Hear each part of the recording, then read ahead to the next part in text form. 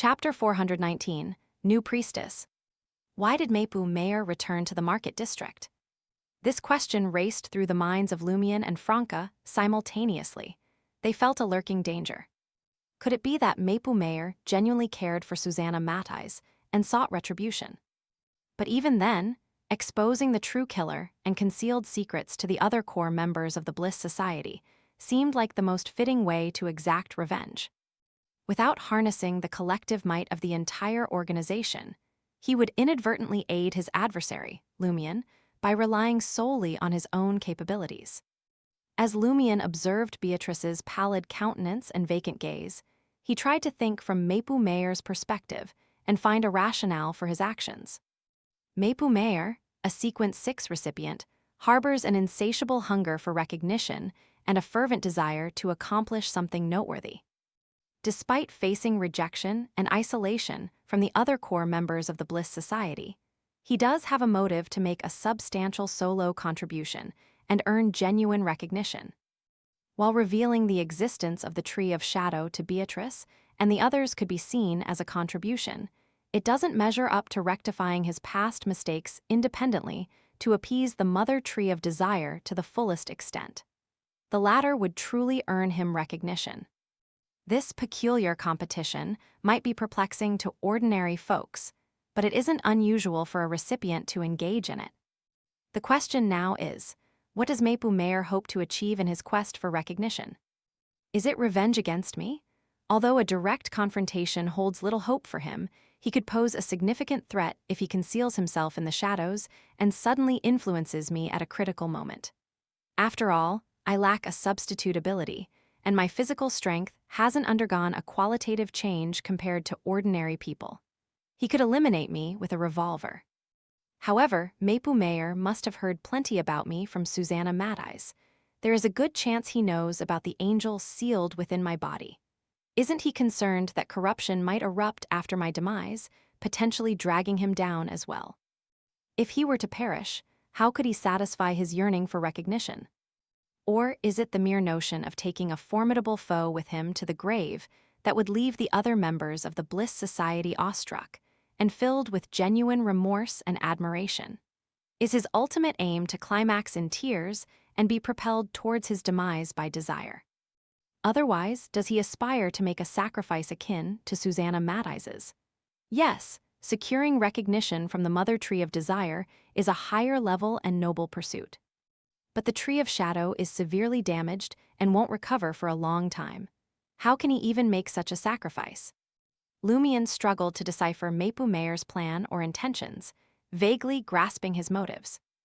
Nonetheless, Lumion couldn't suppress a surge of frustration and violence at the mere thought of a pair of icy eyes lurking among the pedestrians, nearby tenants, dance hall customers, and peddlers.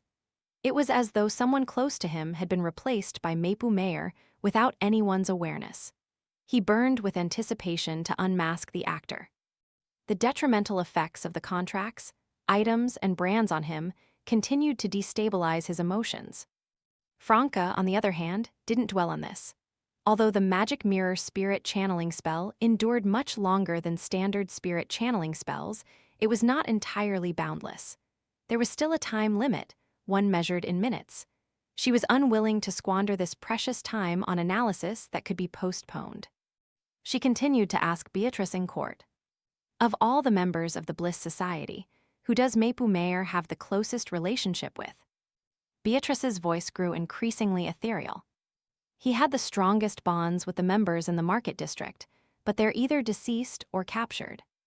Genuinely ostracized, Franca's hopes dimmed, and she inquired further. Who in the Bliss Society is most likely to be privy to Mapu Mayor's whereabouts and plans? Beatrice responded lifelessly, no one, not even the new High Priestess. Franca found herself at a dead end and changed her line of questioning. Who is this new High Priestess? Beatrice's eyes were piercingly vacant as she replied, It's Cyber. What's her true identity? Franca pressed. Beatrice's eyes on the mirror's surface seemed far more translucent than before. I don't know, she joined us later. At that point, we had evolved beyond a simple lesbian organization. We started concealing our true identities. Cyber might still be a theater actress.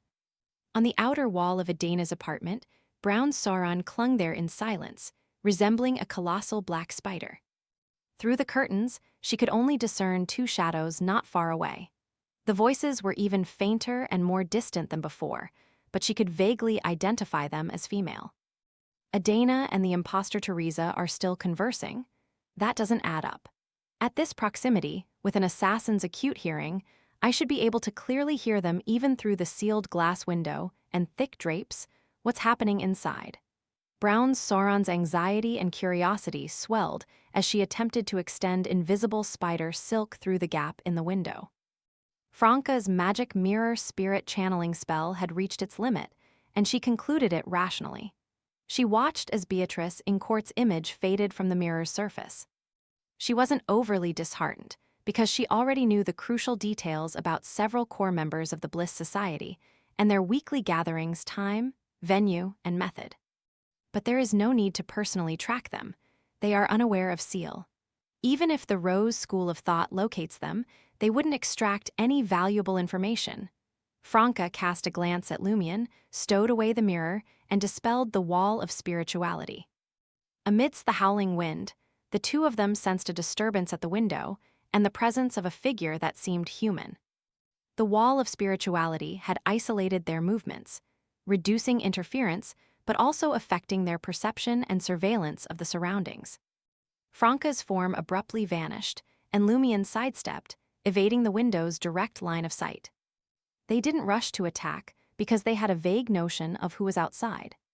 Amidst the commotion, Browns, who had discreetly pried open the window, witnessed the curtain self-consciously part to either side, revealing her own silhouette. Just as she was about to react, she spotted Franca Roland's current disguised countenance. Their gazes locked, and silence hung in the air for over 10 seconds. Finally, Brown snapped out of her trance and inquired with concern, "Where's Adana?" "She's unconscious." Franca gestured towards the carpet near the window. Brown scrutinized her female partner, then glanced at the motionless imposter Teresa and queried once more, "Has it been dealt with?" "It's resolved," Franca replied calmly. The spirit channeling had already come to an end. Browns's gaze darted between Franca and Lumion, her expression a mix of surprise and confusion. She inquired, "When did you launch the attack?" Before the curtains were fully drawn, Franca was about to respond, but she hesitated, realizing that revealing the timing of the attack might expose Seal and her combat abilities. Instead, she quickly changed her response and smiled. "Why don't you take a guess?" Brown Sauron recollected the faint movements she had sensed, but found no overt signs of a battle. This left her even more astonished. Could this wild demoness and her young partner be truly that formidable? Are their richer experiences and varied gains truly that advantageous? Consumed by jealousy, Browns leaped into the room and shut the window. "She doesn't seem concerned about being attacked by us at all. Is she inexperienced, or does she have great confidence in the demoness's various substitutes? Or is there something she's relying on?" Lumion observed with indifference, making no move. Franca maintained her smile and said, "We've gathered some intel, including information on the current High Priestess of the Bliss Society and a few core members." She began recounting the information she had acquired from Beatrice. The more Browns listened, the more astonished she became. They managed to gather so much intel. This should have taken a significant amount of time. When did they attack, and how long did they take to finish the battle? It couldn't be that the imposter Teresa was ambushed the moment she entered the room and approached the window, could they? Based on her observations, this member of the Bliss Society appeared to be a Sequence 6 recipient, on par with her and Franca Roland, even surpassing the suspected Sequence 7 pyromaniac, Seal Dubois. Franca paid no heed to Browns's reaction and continued, "I'm pleased to inform you that our problem is simpler than we thought, and it's been resolved. Now, it's your problem." Ha, Beatrice isn't the only core member of the Bliss Society with an interest in the Red House Cafe. She was subtly suggesting that the demoness sect should take over, in eliminating the remaining members of the Bliss Society. "Are you instigating me?" Browns asked sharply. Franca replied with a smile, No, just a reminder. While they continued their conversation, Lumion returned to Beatrice's lifeless form, crouched down, and conducted a more thorough search.